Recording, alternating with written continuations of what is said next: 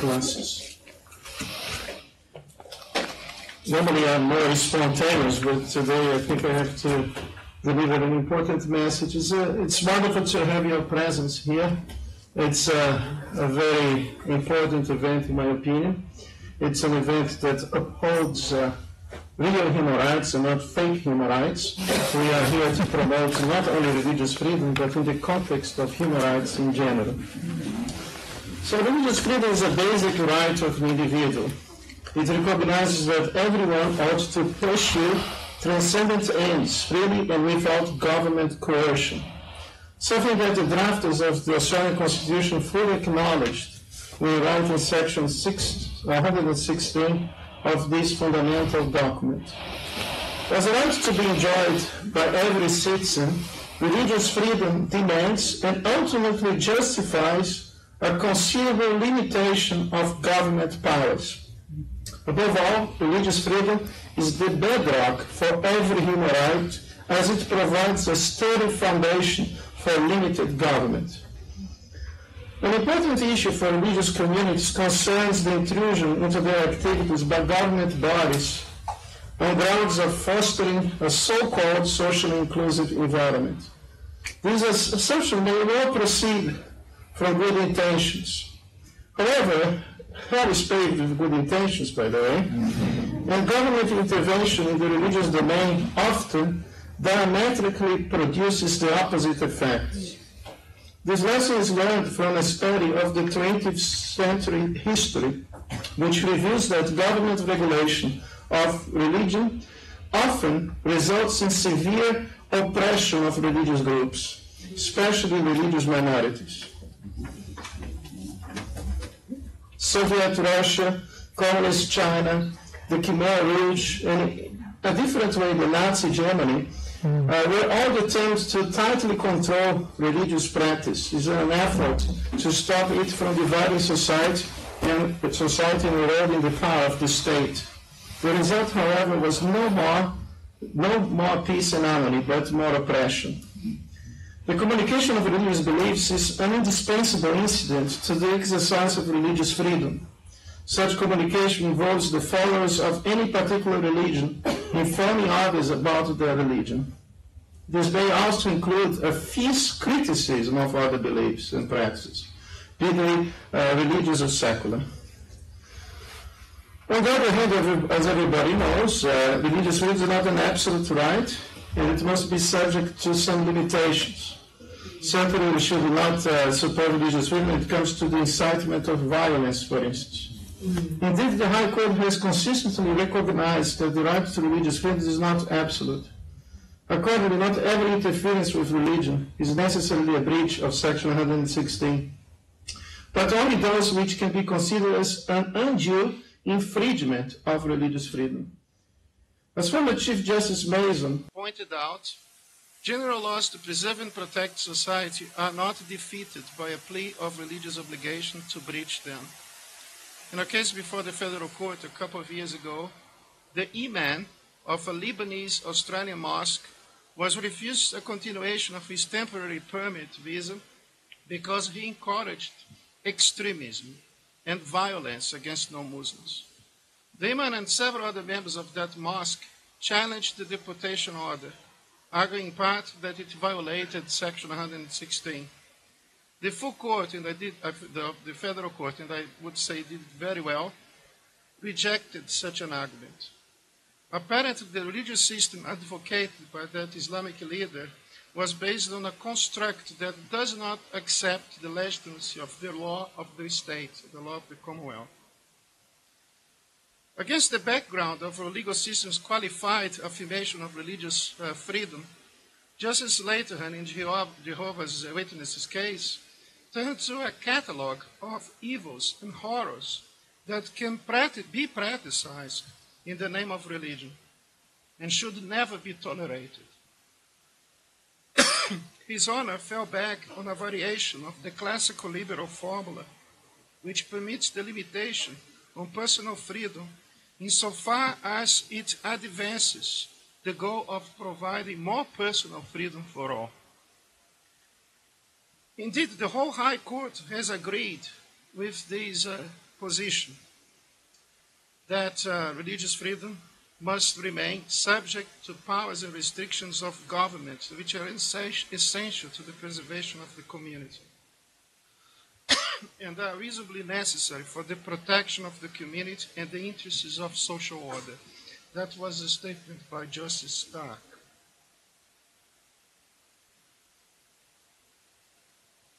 One of the primary mechanisms to suppress freedom of speech in Australia is via Section 18C of the Federal Racial Discrimination Act. Under such a provision, it's unlawful for a person to do an act if the act is reasonably likely to offend, insult, or humiliate a person where the act is done because of the race, color, or national ethnic origin. This is a broad prohibition, and it represents a limitation of freedom of speech. This hurt feelings test is far below the defamation threshold, which applies when a person has been brought into hatred, really hatred, threat of violence, or severe ridicule. In our book, No Offense Intended, written by especially Joshua Forrester, the leading author of the book, together with Lorraine Phelan and I, we explain why Section 18C is constitutionally invalid, because it infringes the implied freedom of political communication, and it cannot be justified by any of the Commonwealth heads of power. If things were not bad enough, some federal politicians are now trying to make what is bad, turning this into something that will be even worse. The proposal comes from the notorious Egyptian-born Muslim MP, Dr. N. Ali, who seeks to expand the scope of anti-discrimination laws to religion, while simultaneously imposing significant restrictions on free speech. The prospect of a blasphemy law by stealth emerged when she contended that there was scope to reassess extending the notorious section, saying the racism debate now extends to matters of religion. Her proposal applies to religion the same formulations which are regularly applied to race. Of course, if you can't understand the difference between race and religion, this is really a bad situation. Certainly, unless you are Michael Jackson, it's not so easy to change the color of your skin. But in a democracy, you should be able to discuss ideas, and religion is about ideas, not about objective ethnic or biological considerations. There's a big difference between race and religion. Extending Section 18C means that legitimate criticism of religion or religious beliefs could become unlawful in Australia. This is tantamount of creating a national blasphemy law, because criticizing someone's religious beliefs in a way that offends them could be regarded as a breach of the law. Having arrived in our Western societies, many Muslim refugees escaping from oppressive Islamic regimes can be indoctrinated, or are being indoctrinated by some people to conceive a hatred of the free society that generally receive them as refugees. Some of them even aspire to take revenge against this society for some fault so heinous that visceral hatred for the ethnic majority is developed.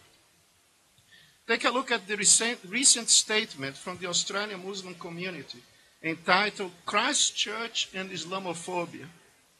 It was released on the 20th of March 2019. This document contains not only racist statements, but it also includes false accusations such as that the majority ethnic group in this country are responsible for the systematic massacre of Aborigines. The statement notoriously accuses the predominant ethnic majority, therefore is a racist document in our democracy, of systematically engaging in white, and I quote from them, white supremacist violence on this continent for over 2 centuries.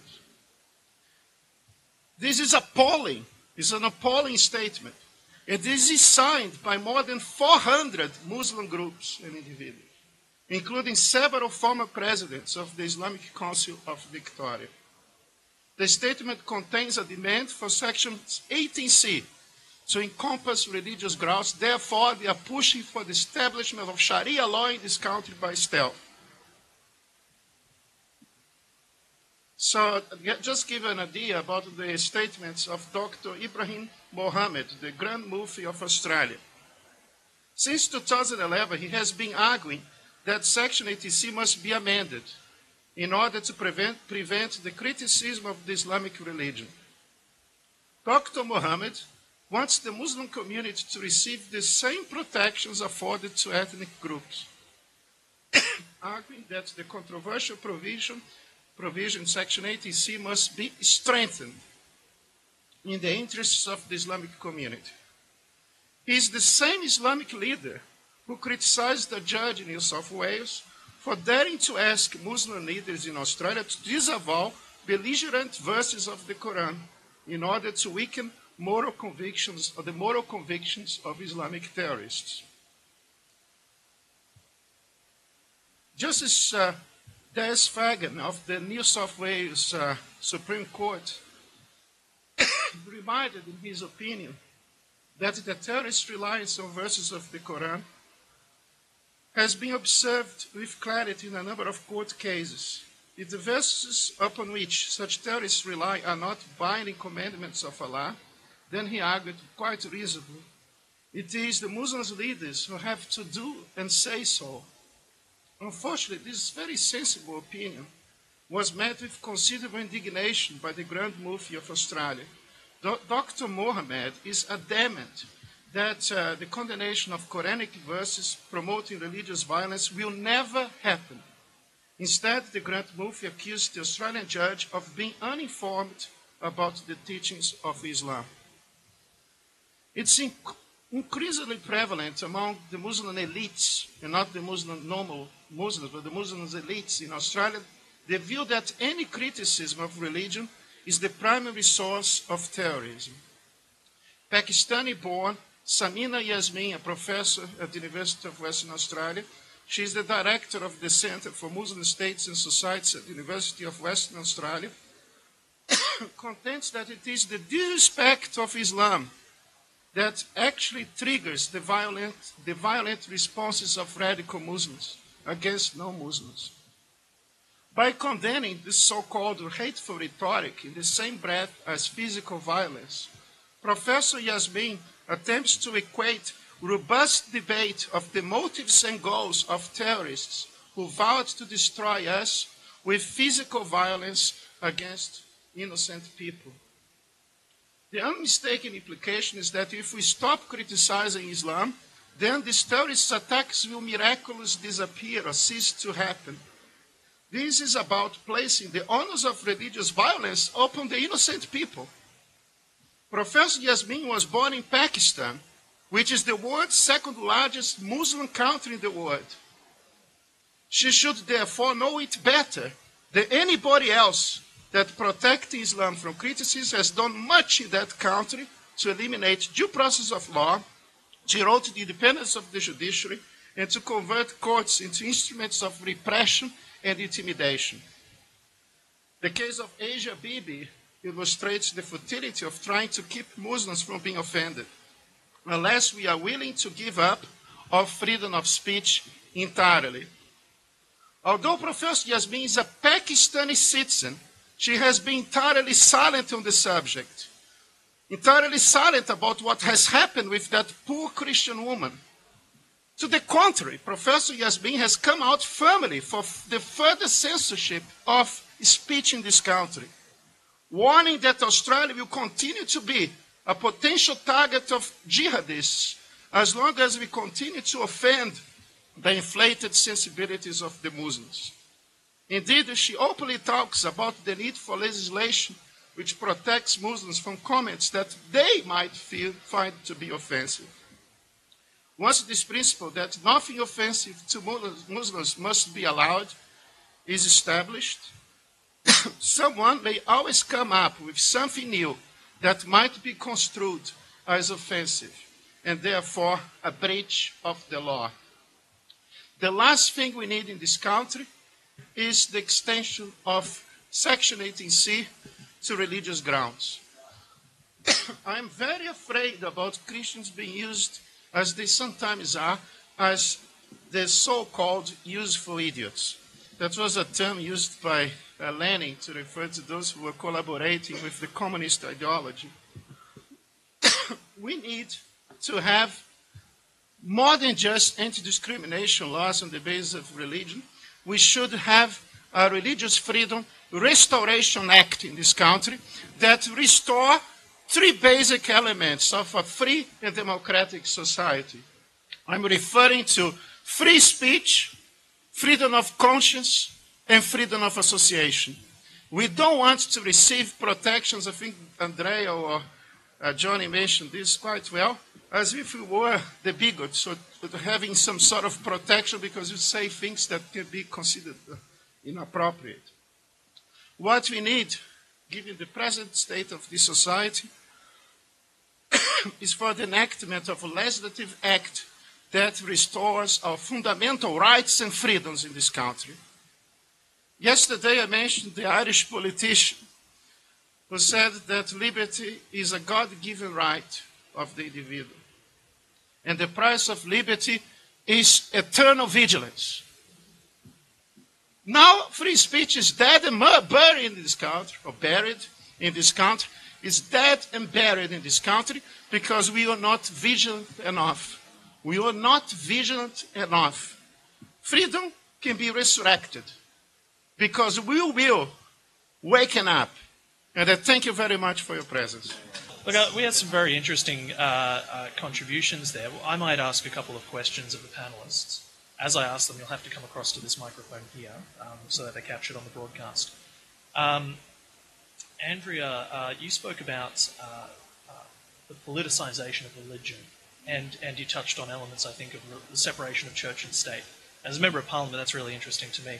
How do members of parliament, how do legislators separate their religious views from their political views, and should they? And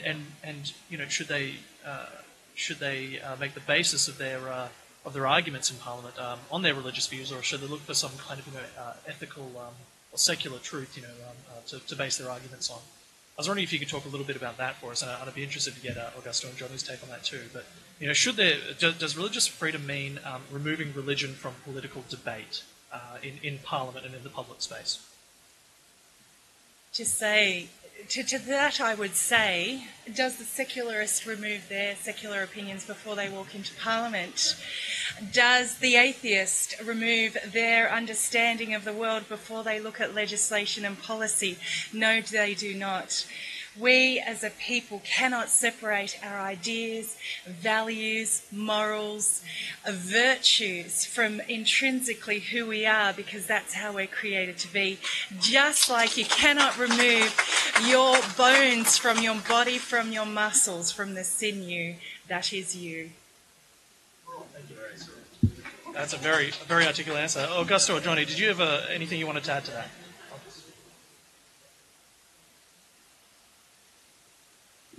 Yeah, I'd agree 100%. I think when we're grown up in a certain ideology, we have bias that we don't even know ourselves have. So even if we try to persuade you that I don't have any bias, I won't use my religious upbringing into policy making, it's probably a lie to myself. I at least have to just admit that I won't expressly do that, or at least intend to do that, but I think subconsciously we all do that, irrespective, even if you're an atheist. You say you have no religion at all, that in itself is a kind of bias you put towards policy making.